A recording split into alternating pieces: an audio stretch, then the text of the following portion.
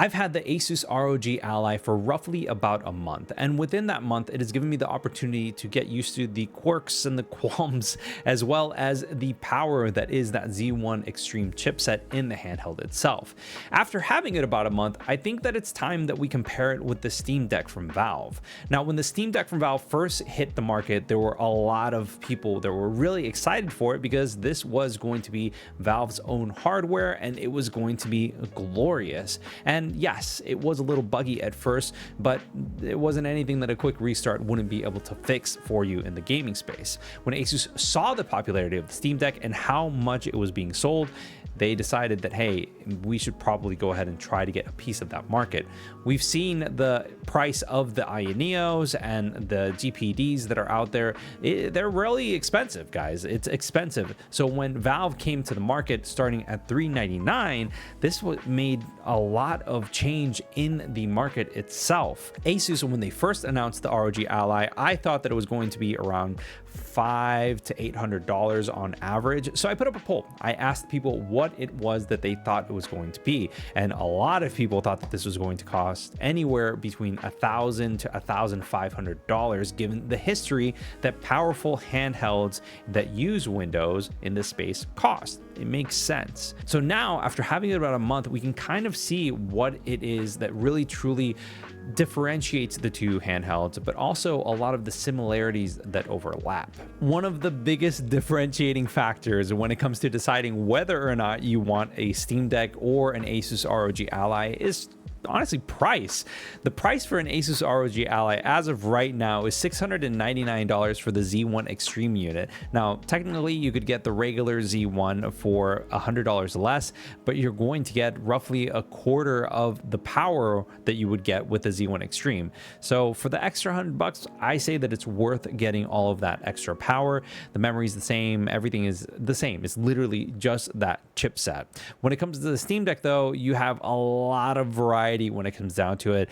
When it comes to comparing it directly to the ASUS ROG Ally, this is much more comparable to the high-end model that's $649, but if you really wanted to, you could go for the $399 model and you could be fine. You don't really have to worry about actually going for anything else but that, and you could upgrade the memory on your own, or you could just get a regular micro SD card that's like 1 terabyte and you can boom, start loading your games onto that. Taking price aside, depending on where you live in the world, you might not even be able to buy a Steam Deck right now. Yes, even a year after its release, a year after its launch, you may not be able to buy a Steam Deck through regular means. Now, there are third-party sites, there are resellers that are willing to ship it to wherever you are in the world, but honestly, that's something that if you're willing to risk it, by all means, go ahead and go for it. ASUS, on the other hand, they decided to go ahead and make the release of the ROG Ally global, which means that even right now, if you wanted to go ahead and buy one, you can. In the United States, you can buy one through Best Buy or through ASUS's website. I will have links in the description below to both of them. I have a confession to make. Whenever I edit anything for this channel or photos for my day job or videos, whatever it may be, I typically do them on a color calibrated monitor. Now, Data Color, I'm not sponsored by them. They make a spider line that is absolutely awesome that you can use to color calibrate your screens. Because of this, my eyes are just simply used to seeing colors a specific way on these panels. When I took out the Steam Deck and I saw it for the first time and I booted it up for the first time, I could tell immediately that the colors that were being presented on the screen itself just weren't up to par. It wasn't good enough for me personally. When I took out the ASUS ROG Ally, on the other hand, I could tell that there was just much more color vibrancy. There were just more being colors that were being represented properly on the screen itself. Now, anybody that deals with monitors or televisions or anything that deals with panels will tell you that the closer to a properly calibrated screen or the proper calibration for a screen that a TV or panel or whatever it may be is at the beginning when you first get it, the better. And the ASUS ROG Ally, I haven't tweaked it, I haven't done anything to it, but it's just that good. You don't really need to do too much to it. I didn't use my Spider 4 Express from Datacolor to color calibrate any of the screens on any of these handhelds because I wanted to see how they looked straight from the manufacturer. But even if you were to take the color calibration, all that color stuff out of the way, and you were just to look at the screens the way that they are, they're both physically different. Yes, they're both technically 7-inch screens, but with the Steam Deck, it's a 16:10 ratio. You're talking about 1280 by 800 pixels and 60 hertz refresh rate. It is technically a little bit darker at 400 nits, but at the end of the day, it still does the job. Whereas the ASUS ROG Ally, again, 7 inches, you're looking at 1920 by 1080. And this is something that we're all used to, I feel like, at this point. It can get as bright as 500 nits and has a 120 hertz refresh rate. That means that even if games were to go ahead and have lower frames, it would still run better, or it would look smoother to the naked eye. And this is one of the biggest factors that I can see for myself whenever I'm playing on the ASUS ROG Ally in comparison to the Steam Deck. Because of the screen on the ASUS ROG Ally, I was personally expecting to see horrible battery life in comparison to the Steam Deck. But it turns out that even though there's a faster refresh rate, even though it's a brighter screen, and even though there's a more stronger chipset in that handheld, the performance in terms of battery life was pretty much more or less the same. We were looking at 1 to about 1.5, maybe 2 hours of battery life of AAA titles. We're talking about heavy 3D rendered games. But when it came to 2D pixel style games, we were looking at roughly around, I don't know, 4 or 5-ish hours on average. Now, when it comes to the Steam Deck though, yes, we saw 1 to 2 hours of AAA titles, but when it came to more pixel 2D style games, we were looking at 5 to 6 hours, which again makes sense. There's less pixels that are on screen, less that needs to be rendered, and the refresh rate is simply lower. When it comes down to battery life, it really just falls down to how you want to play these games. Obviously, the smoother, the silkier that the game runs, the more battery that is going to be consumed. But you can adjust things on both handhelds. For example, you can adjust the wattage, you can adjust the refresh rate of the screen, you can adjust the frame rate limiter, you can adjust how bright the screen is, and above all else, you can adjust the resolution within the title itself.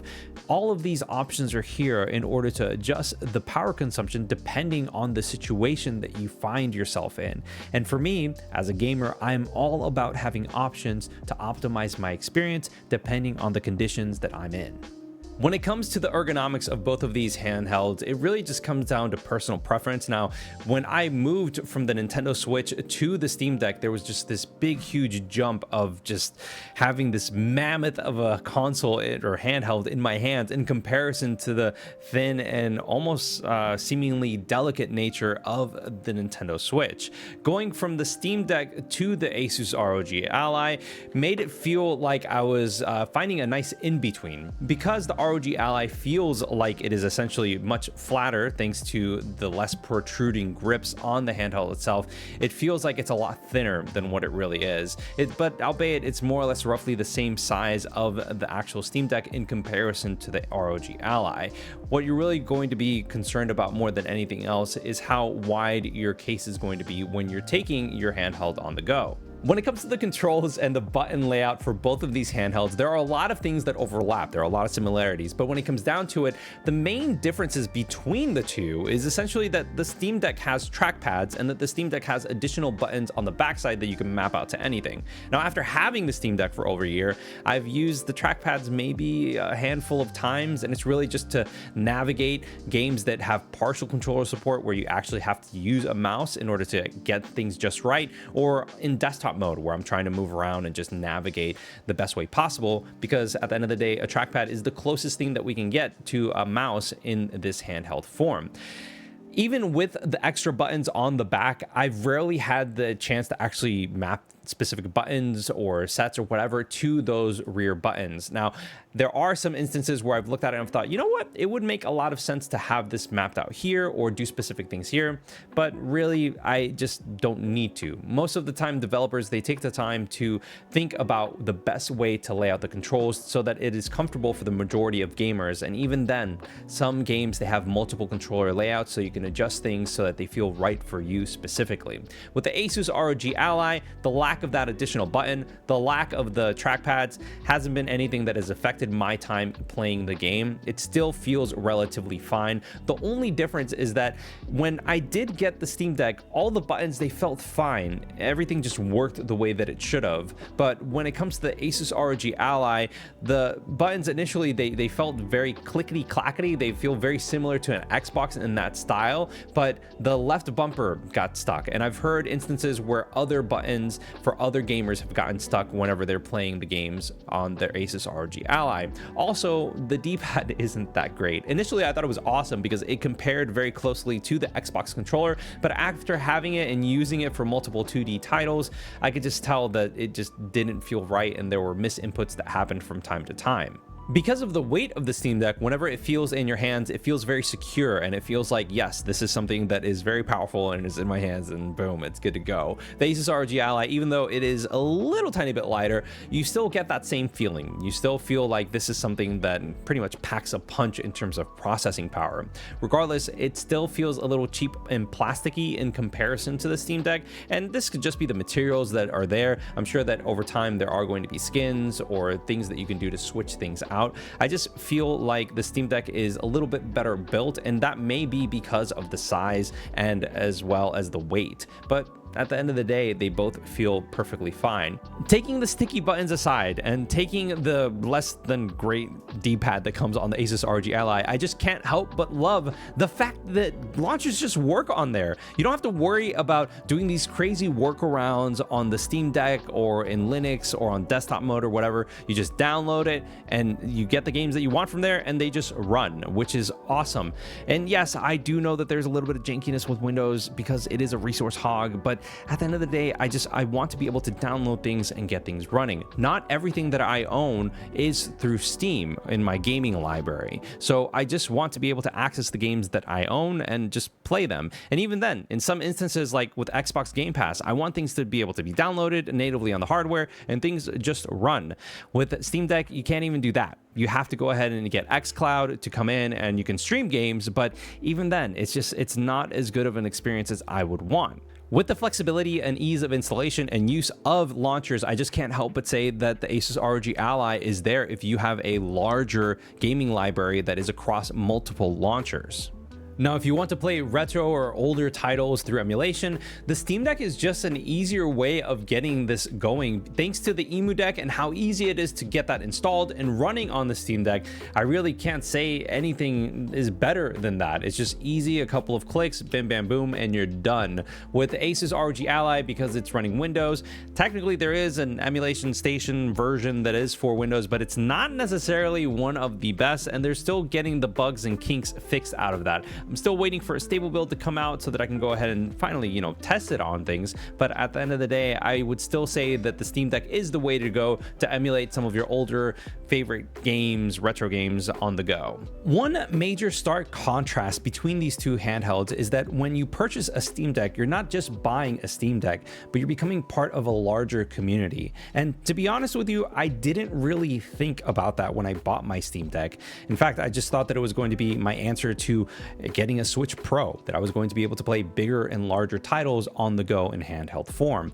Little did I know that I was going to become part of a larger community, that if I wanted to, tweak something on the handheld, there was going to be somebody that had more experience that could provide a solution with plenty of instructions on how to do that tweak. Or if I ran into a problem or a bug, that I could find an answer online from somebody that had experienced it and a group of gamers that had experienced the same problem and provided solutions or steps on how to fix said problem. This is something that I have yet to see with the ASUS ROG Ally.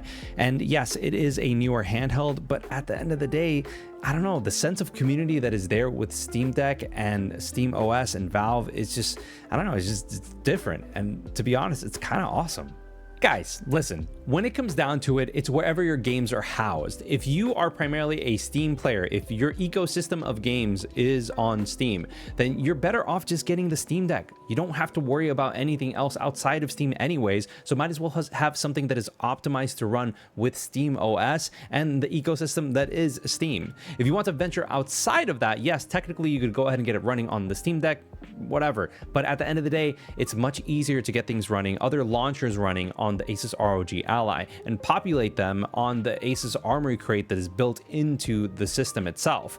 When it comes down to it though, I still think that the Emu Deck and the way that everything runs on the Steam Deck with emulation is just better for me personally. I like the way that everything is laid out. I like the way that things run on there, especially in comparison to how things run on the ASUS ROG Ally and the bit of jankiness that I've seen when it comes to it. But that's just Windows. That's just jankiness and Windows go hand in hand. If you have a Steam Deck already, I don't think that getting the ASUS ROG Ally is worth it. You have a perfectly good, capable handheld that is there. Even Valve themselves have said, hey, we're not going to upgrade the chipset anytime soon. The only thing that we're going to focus on the next iteration of the Steam Deck is literally the battery and the screen. That's it. They're not going to update anything else because they feel confident in the performance of the handheld as is. That being said, if you want to go ahead and go for cutting edge technology, get the ASUS ROG Ally. You're going to be spending $700 and you're going to get a minimal incremental improvement in terms of performance. But if you are there to chase frames, by all means, go for it. So what do you guys think? Are you guys going to get an ASUS ROG Ally, or are you going to get a Steam Deck? Do you have both? Do you have one or the other? Let me know in the comments below. Let me know what you think about things. I'd love to hear your thoughts. And if you want to hear my thoughts on the ASUS ROG Ally when I first got it, click this video over here. If you want to hear my thoughts on the Steam Deck after having it for 5 months, click this video over here. Until next time, guys, I will see you on the next one. Peace.